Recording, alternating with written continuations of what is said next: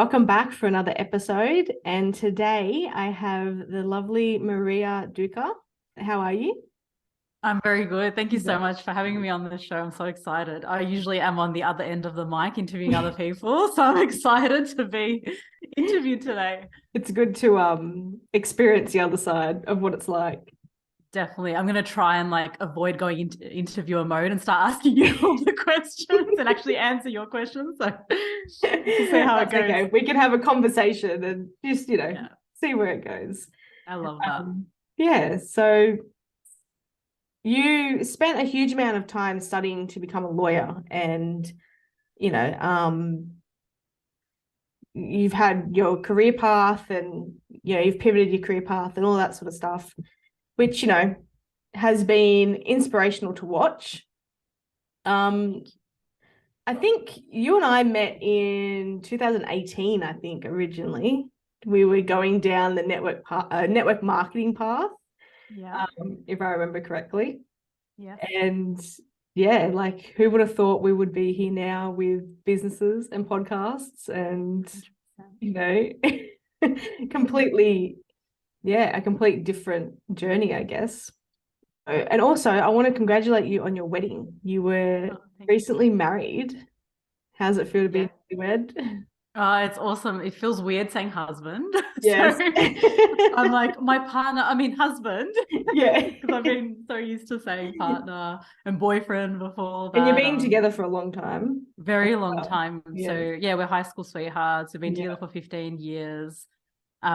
Just got married recently. Loved it. Like, it was such a beautiful day. It was just surrounded by our loved ones. It just goes way too quickly. That's the only downfall, that you can't fully take it in, like, as much as you try to. I'm like, I want to be so present, and I was present, but it's just a lot.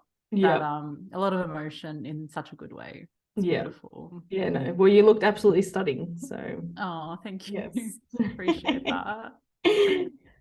Okay, cool. So as I mentioned, we've been, I guess, following each other along since we first met, and I've loved being able to witness your journey along the way. And so I want to start by diving into your, I guess, non-traditional path of career. So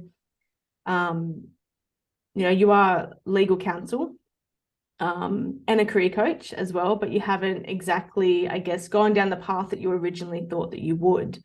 And I know that there are women listening who are currently in jobs while building their businesses, and also women who are working in jobs they hate but feel stuck.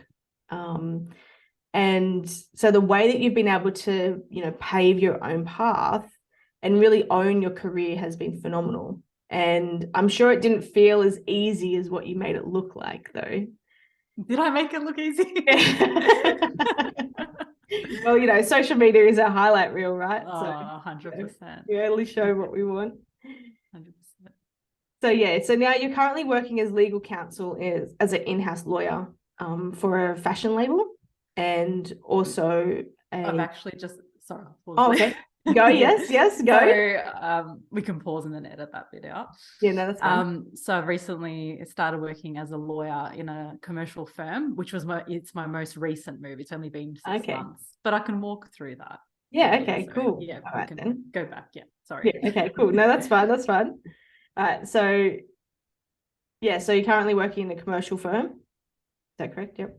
And also a career coach. So you have your own business on the side as well. So your journey doesn't sound like the typical legal career, I guess. I mean, you spent a very long time studying and you had kind of your ideas set out and, the path that you were going to take. How did you get from working full-time as a lawyer to where you are now?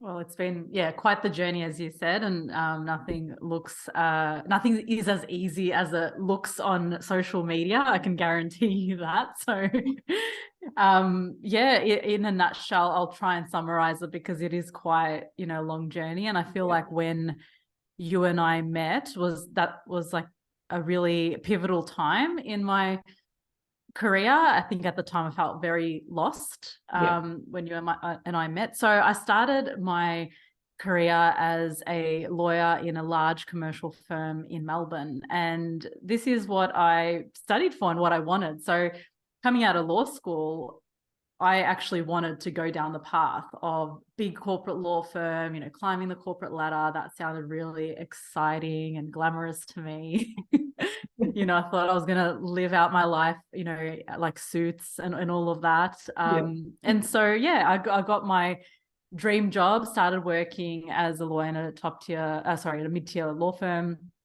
started in financial services. And when you're starting out, you kind of just take any opportunity that you get, right? So, it's not that easy to get, a lawyer position. It is quite competitive. So I was just excited that I got my foot in the door.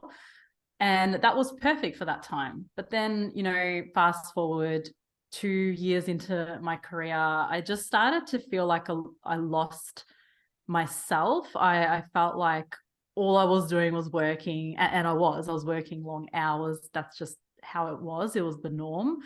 You start early and you finish at like 8 o'clock, 9 o'clock at night, and you come home and then repeat the next day. And so, I lost myself, and I lost that sense of creativity that I had when I was younger. There was no creativity in my life at that point. So I thought, okay, like, what am I going to do now? Like, this is what I wanted. My career looks amazing on paper. Why am I not happy? I have everything that I wanted. Why am I feeling this way? So I felt really stuck and confused, and I also attached a lot of my identity to my career as a lawyer. So I was essentially having like a quarter life crisis at this point in time, and I didn't have any guidance or anyone I could really turn to that was going through the same thing, that I could be like, well, what now? What next? And so then I started, just to tap into my creativity, I started a blog. It was the Raw Pursuits. So I just started, blogging about random things like health and wellness and putting up recipes and that kind of thing. And that kind of sparked something within me. I started then connecting with other bloggers and people, doing things differently. And I was like, oh, this is a whole different world. There is a world out there outside of the law, and you can utilize your skills in different ways. So that kind of opened me up to that, to, I guess, the entrepreneurial world. And then there was, the network marketing, the doTERRA, which that's how you and I met, which, everything happens for a reason. And even though that didn't eventuate into being, the thing that, took off and that I loved, it was there for a purpose. And again, it just got me connected to what that next step looked like for me. And that's actually close to the period of me finding out about life coaching.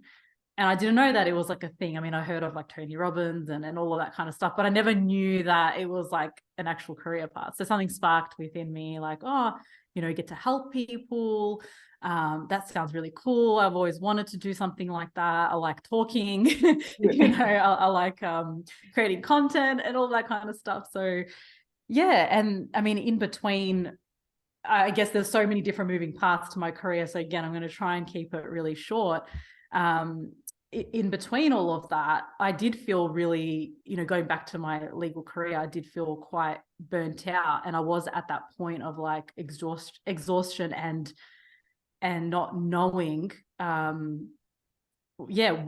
I was and what that next step was. So I actually quit my first job as a lawyer without anything lined up. And I felt really scared. And I was like, who am I if I'm not a lawyer?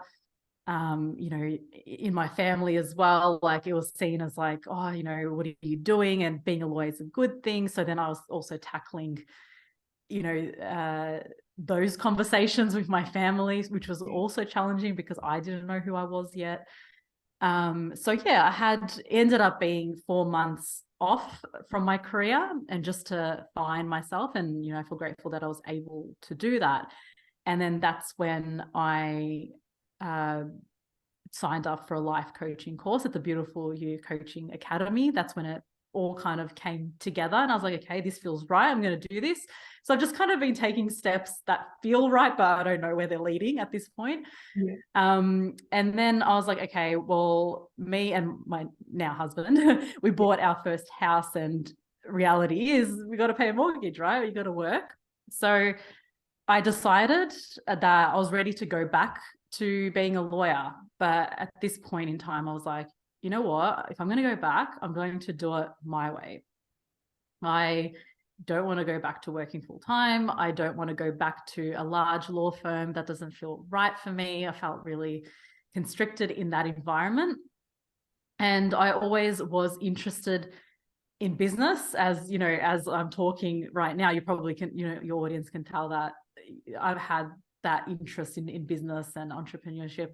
And I thought, oh, well, the next, you know, great path as a lawyer would be to work in-house for a company. Therefore, you know, you get to learn about the business and be their advisor, and, you know, gives you that different experience and perspective to being a lawyer. So that was my first job as a in-house counsel, which was in a property development company. Again, like with that, I just got my foot in the door because it's not that easy to make. And at that time in particular, when I was making that transition, it wasn't that easy back then to go from private practice law firm to in-house.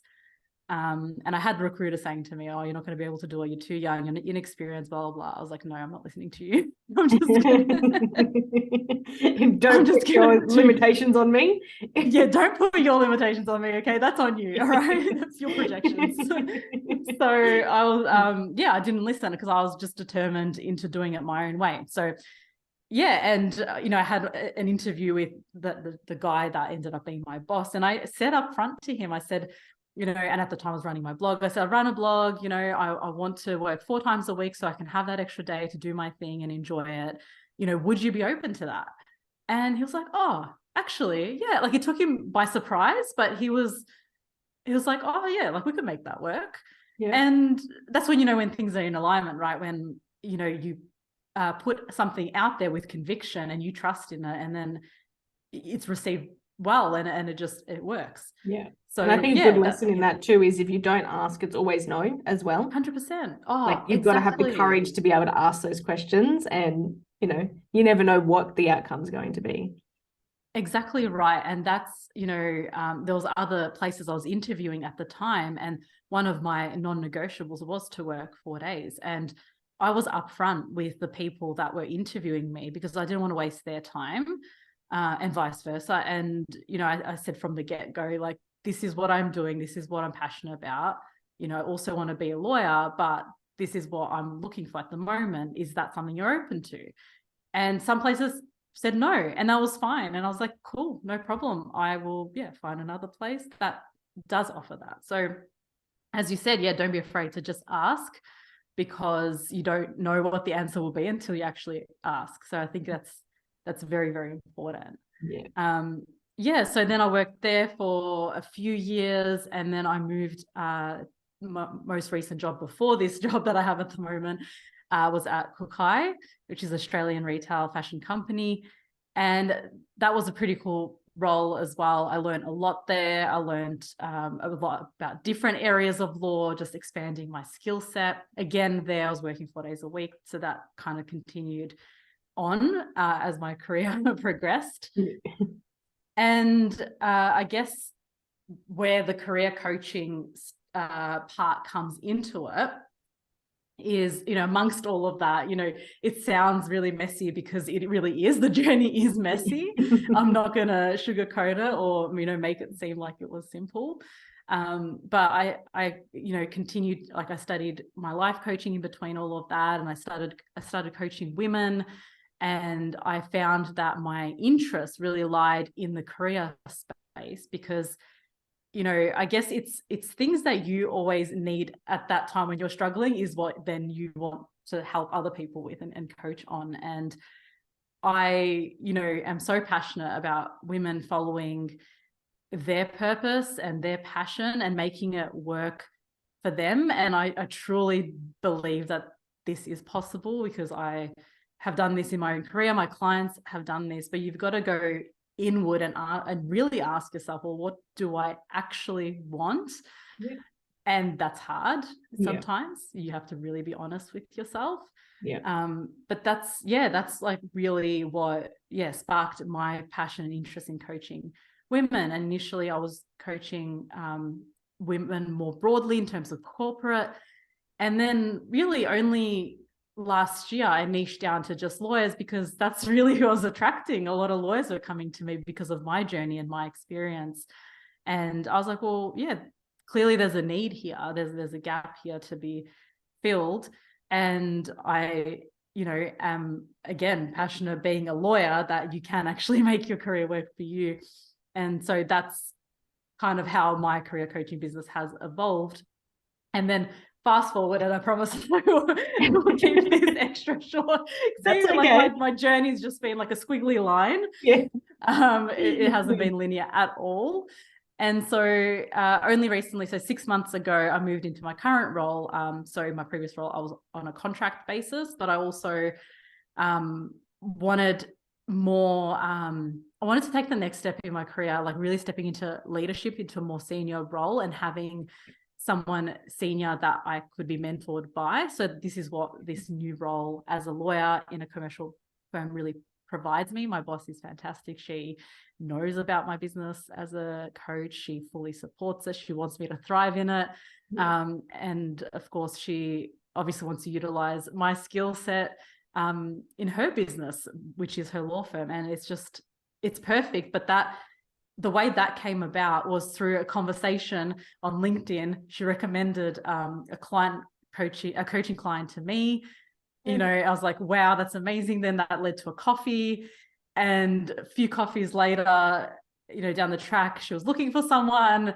And, then that's how I got this role. So amazing. I think the lesson there is just have conversations, build connections with people from an authentic place. And you don't know where that next opportunity will come along. But yeah, that, as much as I tried to really summarize that long, you brought up so many speaking topics just in that little bit there. It's, and I could really go off on a tangent, but I tried to stick to the question of like my career path. It's a very broad question, especially when you have had so many different like avenues, and you've pivoted and you've ended up in places that you never even thought that you would. And you touched on before just your identity around, like the identity that you carry around with your career. You were a lawyer, that's what you identified as. And I think for many of us, we leave school, and from the moment we're even in kindergarten, we're being asked what we're going to be when we grow up, and we get this idea in our head that we need to have this perfect linear path of our career. And then we get to the point where we're like, well, that doesn't really suit me, and I'm not really enjoying this. And then we deal with those, I guess the opinions of others. You said about your family, and it's just not the way. And especially with the different generations, our parents, they stayed in a job for 30, 40, 50 years, and that's all they did. And so with our generation, we're a little bit more, I guess, I don't know what you would say, but a little bit more open to other avenues and trying different things. And so I guess when you spoke about you resigning from the law firm that you're at and the perfect job, I guess you spoke about kind of the opportunities that opened up to you with that one decision. And it was a scary decision that you made, but you made it, and it was kind of like you just jumped and just trusted. I guess in that moment when you were resigning from there, what kind of feelings were coming up, and how did it feel for you moving forward?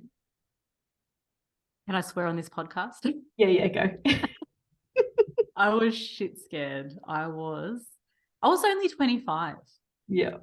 I was only 25, and I went, straight from high school to uni thinking that this was the path. believing in what was sold to me would be the ultimate career.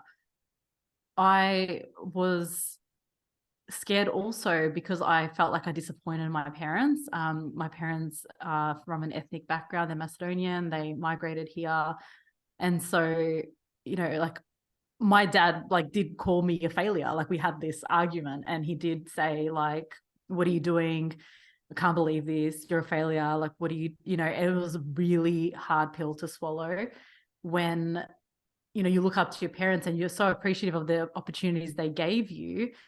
But at the same time, you need to trust your own instinct. And there was something, I think at that time, although I was shit scared, there was something guiding me, my intuition, something within me was much stronger than the fear. Otherwise, I wouldn't have done that. Otherwise I wouldn't have continued on that path.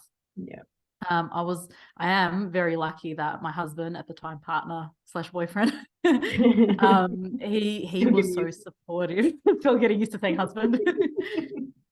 He was so supportive. And I think if I didn't have his support, it would have been so much harder. So I really did lean into his support. And he did say, he was the one that said to me, just quit, just resign because you are miserable. I think it is very hard to admit that you're miserable because you think, oh, let's just continue on. As you said, like our parents, they stayed in the same career. It doesn't matter if they were unhappy or whatever. It was like 30 years of their life where they would just stay. And that's the example that we had growing up, right? Like my parents didn't love their jobs. They just did it to pay the bills and look after the kids, right? Yeah. And that's the example that I had personally. But yeah, when my partner said like, you are miserable, like you're coming home from work, like in tears all the time, you need to leave this job. Like you need to, we'll work it out. So I have to really thank him for that. Yeah. Because without that support, I would not have had the courage. But yeah, and then the journey after, like you quit, right? And like a weight was lifted off my shoulders, but then the next day, you obviously like the next day comes and then the next day comes and then you're like, what am I doing? Did I make the right decision? And you start to question yourself all over again. I'm not going to lie. It was really hard. It was really hard. But the thing again that really came up for me was identity and like, who am I now? Like, this is all I've studied and known, and this is how I've planned my life around all of this. But going back, like if I can give, your audience, if they're having an identity crisis around their career, is to really to trust themselves. Like if they are feeling a certain way, know that that is true for them. There is a certain reason why you're feeling that, and it feels hard in the moment, and like that difficult period is never going to end, but it will. The sun does come out tomorrow, right? So you just have to go through the thick of that process, no matter how challenging it feels. But you'll come out on the other end so much stronger. I guarantee you that, for sure. Yeah. I think too, you carry a lot of guilt, especially when you have spent so much time, studying for your career. I know for myself, when I left my social work career, it was like the end of the world for everyone around me. It was like, what are you doing? Like, you spend all this time, and so that comes with it a lot of guilt, because you're like, oh, I've spent so much time. I feel like I've wasted that time now. And I think something to remember is everything that we do, we bring experience away from that, and we learn something from it, and 100%. Yeah. So for you resigned from that job, and then you were able to have a break for a couple of months, but then you went back and found another job. In the business space, there's a lot of pressure on women to go all in on their businesses. The shame around getting a job to bring in money is something that is often spoken about, because we're sold this idea that if you're not all in on your business, you're not serious, or you're not going to succeed. How was that for you, going back to getting a job after resigning from one, and then also building the business on the side? Yeah. Well, firstly, I just call bullshit on that ideology that you're a failure.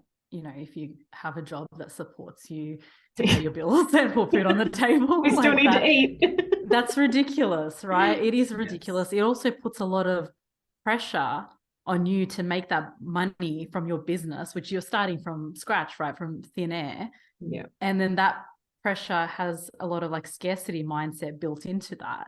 And then that's felt also by, you know, your clients, depending on what type of business you have. And that's felt by your clients, and people don't want to work with someone that's like that, right? That's like feeling pushy or like they need to make money. So I don't think there's any shame at all around that. If anything, I think it gives you a lot of freedom, because, you know, if it wasn't for my job as a lawyer, I wouldn't have been able to invest into doing these courses that have helped me in my business, right? Yeah. So it all has a flow-on effect. So there's definitely no shame around that. So how did it feel, going back to your question? For me, I think at the time, because I was still early on, like that's when at that point I signed up for the life coaching course, because it was still early on, I was okay with it. Because I hadn't yet fully developed what my business would look like.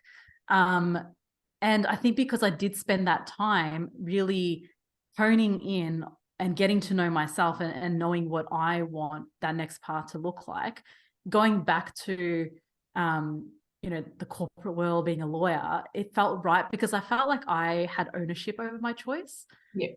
And it felt really empowering, actually, to be honest. If I felt ready. And so that I was just listening to that calling. I love that. It takes a completely different spin to the idea of having a job. And further to that, you know, you stuck to your non-negotiables when you found your job. When we go out to find a job, sometimes we can get caught up in the desperation of we just need to take anything. I guess speak us through that process of you being able to stand your ground and stick to your non-negotiables when finding that perfect job that you were able to then work alongside building your business. Yeah, I think when you go through a really challenging time of being super miserable in something that you didn't love doing every day, and you became a shell of a version of yourself, it builds a lot of resilience within you and a lot of conviction of like, I'm not going back to being that version of myself. I know that I can be better and happier and fulfilled. And so I think, you know, I have to credit going through that dark period that built that confidence, because I didn't want to go back there again, that pain that I felt. And I think, again, I just have to say that having that break and getting to know myself, and also going through the process of having interviews and things like that, that also even more so reassured me what I'm after is absolutely possible and reasonable. And yeah, I don't want to go back to, you know, essentially what is the same place that I was at before, but with a different name, you know? So I think just the process of having, you know, that dark period, getting to know yourself, and then applying for the jobs and you know, meeting the interviewers and getting to know these other companies, you kind of see what's out there, and then you reflect and you're like, oh, do I actually really want that? No, this is what I want. And you kind of just you make that list smaller, and then your non-negotiables become even more clearer. And I mean, you also had the limitations of the recruiters that you mentioned before, so you were up against that as well. That was my driving force, to be honest, because I think that's another thing. Like so I'm very, like stubborn by nature, but like I think in a good way, because I think if someone says no, I'm like, well, watch me. Yeah, that's right. And they were my driving force, because like they just assumed, because I was only 3 years into my law career and I was young, that I wasn't able to carve the path that I wanted.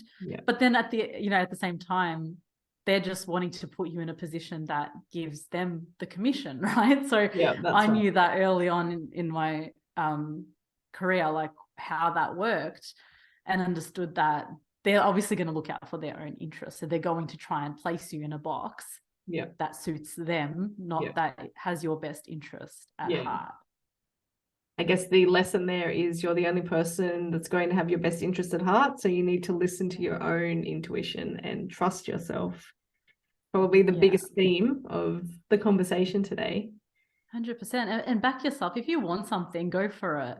And just like what we said earlier on is, you know, ask the question of what it is that you want. Ask, you know, otherwise it will be a no. And even if it's a no, who cares? Like, you built that confidence to then ask that again of another place, or whatever it may be. Yeah, that's right. Stay persistent.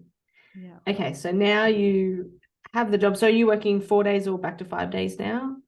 4 days still. So I've worked 4 days throughout my whole career, other than my first job. Yeah, there you go.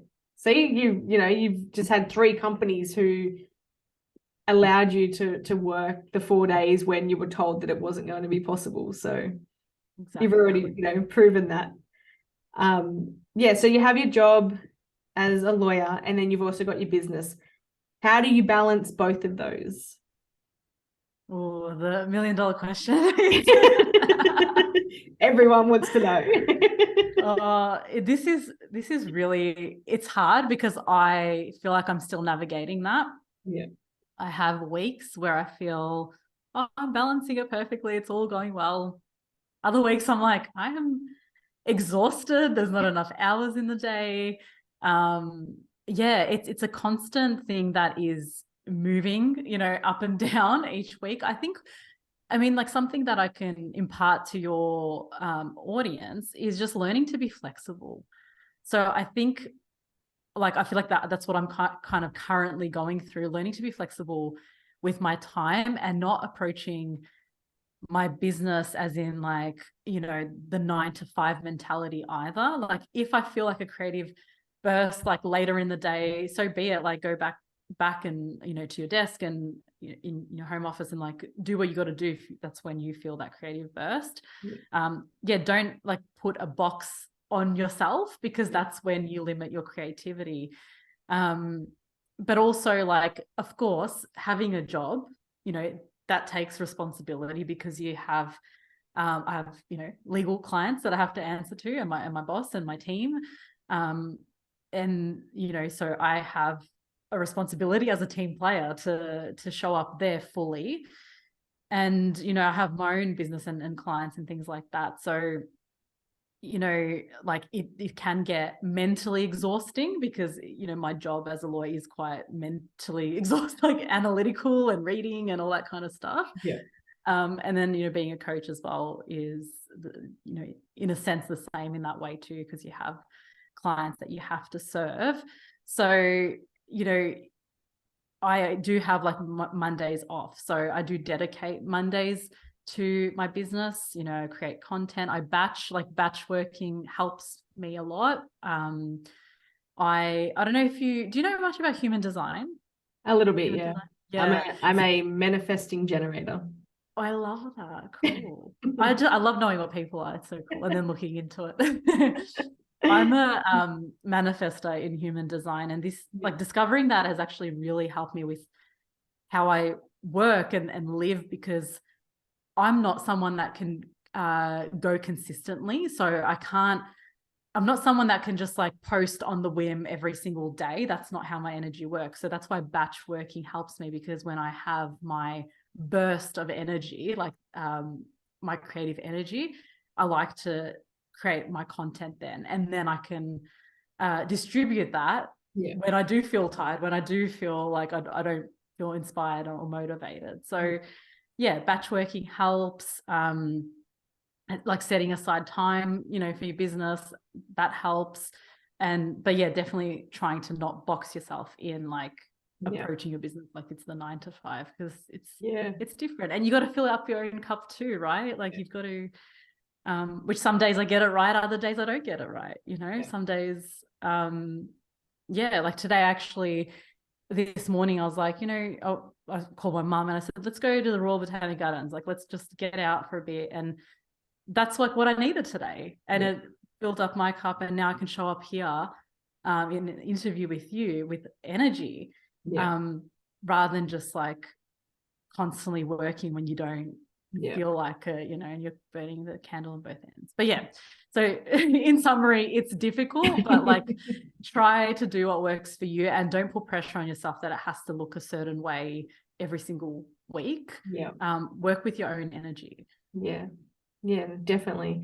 It's funny that you mentioned that, about putting yourself into a box. For the last week I've been waking up at like 4:30 a.m., 5 a.m. and just like being creative and like getting things done, which, next week I probably won't be doing that. I would be like, ugh. But, it's just, you just got to go with that and go with the ebbs and flows, I guess. It's 100%. We're all doing our best with what we can. And I think also, the part about looking after yourself is really important as well. I think it's something that we always put last. And yeah, I think it really has a big impact. Yeah, for sure. Let go of that like perfectionist mindset. Like you can't be perfect at every single thing, every single waking moment in all aspects of your life. Like give yourself some grace, Yeah, that's right. As you said, like 4:30 this week, you've been waking up and feeling creative. Awesome. But if next week it's not like that, then that's fine too. You just move with your energy. Yeah, definitely. Yeah, no, that's good. So earlier you mentioned you're niching down to lawyers. Something in business we talk about a lot is niching down and finding your target market. So originally you started with women in career, and then you went even, I guess, more targeted than that and went to lawyers. I know for many people they think, oh, if I niche down too much, I'm not going to get clients. There's not going to be people out there. I'm going to miss out on heaps of other things. How have you found, since you have niched down to dealing with just lawyers?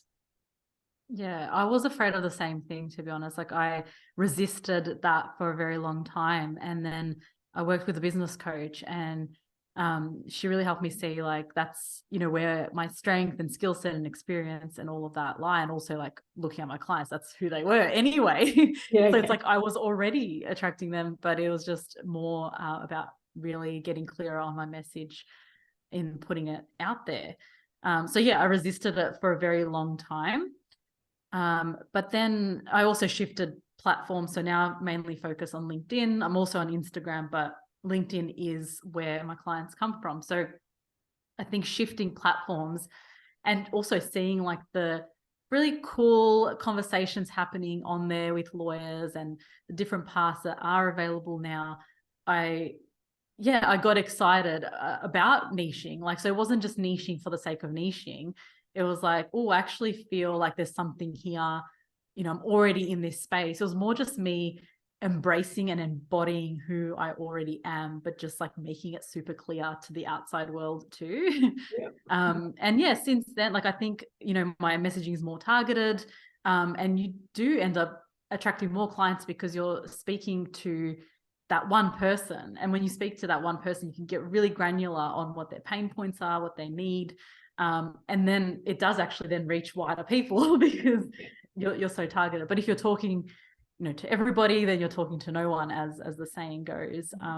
But yeah, also like, I think it just depends on your type of business and what your interests are too. Like sometimes niching doesn't work for everyone, right? Like just like everything, it's not for everyone. But it felt, right for me and at the right time.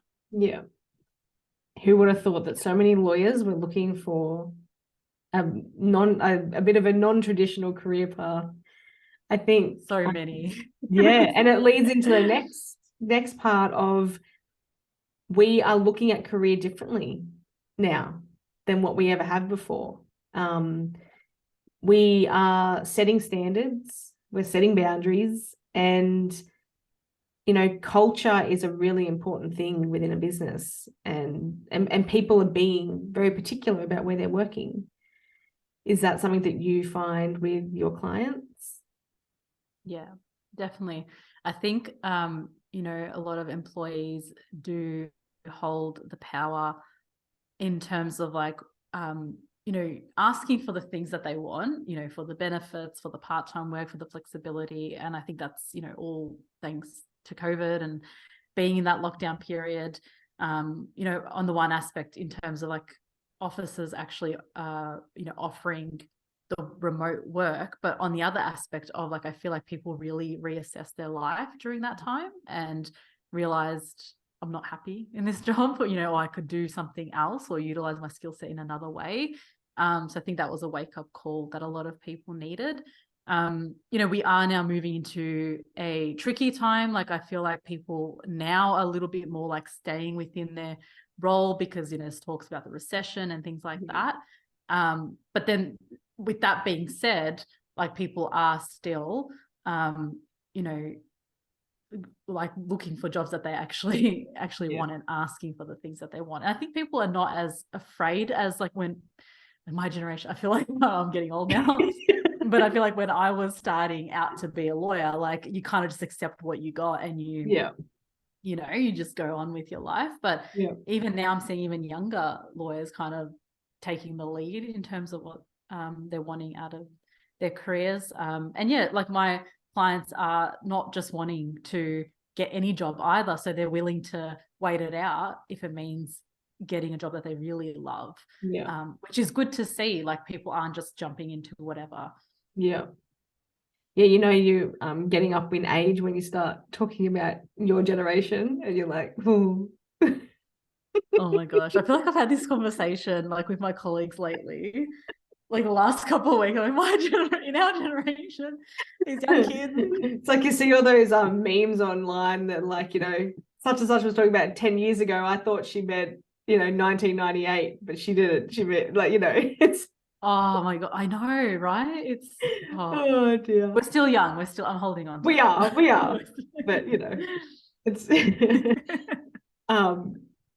I think too, a lot of people are also having jobs, but they're also starting businesses or side hobbies or finding other sources of income as well. And so those things need to kind of be in harmony, which then, you know, set some standards for their jobs and the boundaries on how many hours, you know, they're not going to be working in, you know, 10 o'clock at night, and, you know, all those things that, you know, having our emails on our phones and having access to everything 24/7 kind of blurred those boundaries a little bit. And I think we're bringing those back in, and we're like, no, this is when I'm at work. We are, because I think people just burnt out, right, and just sick of it. So I think people are definitely not really wanting to be accessible 24/7, which they shouldn't be in the first place anyway. But people are like deleting their email app off their phone and being accessible when they are at work and having those boundaries. And you're right, like, even I've seen like lately in the legal space, which is really cool. It's like this community on LinkedIn, and there's like lawyers that work as lawyers, and they just produce content and like talk about things that they're interested in, and talk about the law in an interesting way and put their own spin. So you do see people are really building their personal brands as well, and making their career feel exciting again as well. So there's so many different ways you can take your career in. There's no one, you know, right or wrong way. And there's so much more creativity too. I mean, from what you were saying just then, it's lawyers aren't somebody that you would usually think of being creative, and yet we're seeing that, you know, they're bringing in the creativity. I think like a lot of, you know, at the end of the day, you know, lawyers are human beings, like just like anyone else.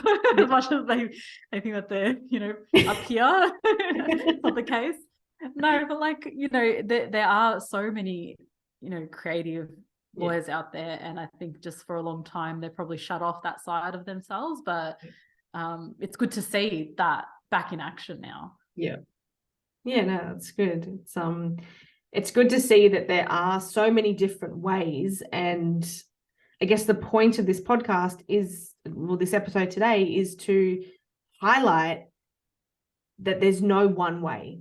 You know, there's no one way forward. So whether you have a job and you want a business, or, you know, you want to have a career, whatever it is for you, it can look however you want it to look. And it's just about making the moves, trusting yourself, backing yourself, and just going after it. Absolutely. I think you always know what the answer is, right? But like, you just get distracted by the outside noise and you forget to listen to yourself. So just listen to yourself, trust it. So if you could offer one piece of advice to the woman out there who is working a job and has a burning desire to own her own business, but she just is waiting it out to see what could happen, what would you say? I say experiment. Look at this period as an experimental period. Have fun with it. You know, what is it that you're wanting to create? Like, what's calling you? And just do that, whether if it's like a piece of content or whether you want to, I don't know, make candles or art or something, you know, first before you go into, you know, how can I monetize this and then start putting that pressure on yourself, really just play and see where that leads you and where the joy is coming from. And then naturally things will start to unfold for you, but always start with the play, the creativity, and the experimenting. I mean, that's, yeah, what has worked for me. You know, it's not like I knew from day one, oh, I want to become a career coach and, you know, I want to do that full time. And no, it's all just part of the journey and listening to that little voice in your head that's saying, you know, give this a go, you know, go to that workshop, learn about this. So see it as an experiment and use your job as like a private equity investor into, you know, your dreams and your creative projects. So first do that. And then, you know, if you see that something is, you know, coming of it, or if you have an idea, you know, to take it to the next level, then follow that next path. But, you know, take it slowly. You don't have to quit tomorrow, you know, unless if you're in a toxic environment, that's different. But, you know, like otherwise, yeah, don't feel the pressure that you need to quit and go all in straight away. Yeah, I love that. It takes the pressure off. Don't need to know exactly where it is that you're heading. You can try it out and see where it goes and watch it progress. Yeah. Okay, last question. What does embodiment mean to you? Oh, this question is really timely.